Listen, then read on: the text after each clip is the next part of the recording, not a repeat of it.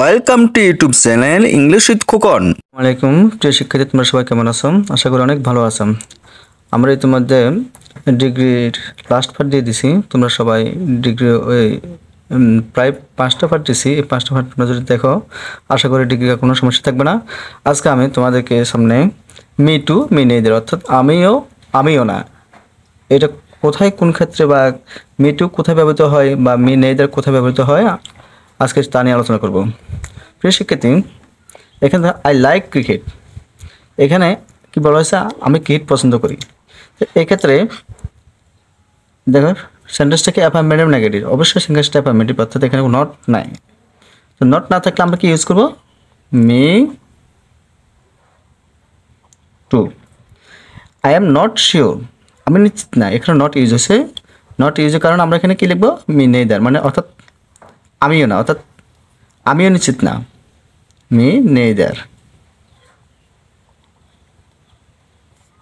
এরপর দেখো I have never been, এখানে কি আছে? নেভার আছে, অর্থাৎ নট মতো হবে, অর্থাৎ নটের কারণে এখানে কি আছে? Me neither. নেভার কারণে এখানে কি হবে? মি নেইদার, অর্থাৎ আমিও না। মি নেইদার, আমিও না। এখানে কি আছে? আই ডোন্ট লাইক মিল্ক, এখানে কি আছে? ডোন্ট। ডোন্ট মানে ডু নট, অতএব এখানে নট আছে, এখানে কি হবে? Me neither. এরপরে কি দেখছো?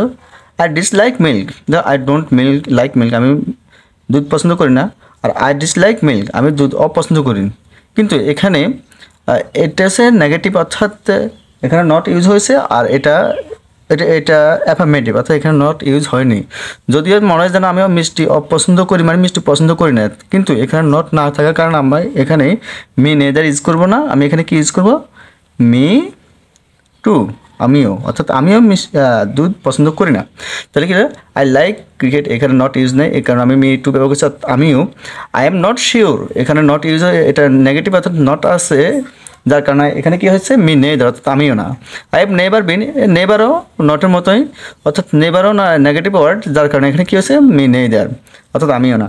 আই ডোন্ট লাইক মিল্ক, এখানে ডোন্ট বলতে ডু নট বোঝানো হয়েছে, এখানে নট থাকায় এখানে মি নেইদার আমরা ব্যবহার করব। আর ডিসলাইক মিল্ক, এখানে নট না থাকার কারণে আমরা মিড টু ব্যবহার করব। তো প্রিয় শিক্ষার্থীরা, তাহলে আমরা এখানে কি শিখলাম? মিড টু এবং মি নেইদারের ব্যবহার। ধন্যবাদ সবাইকে।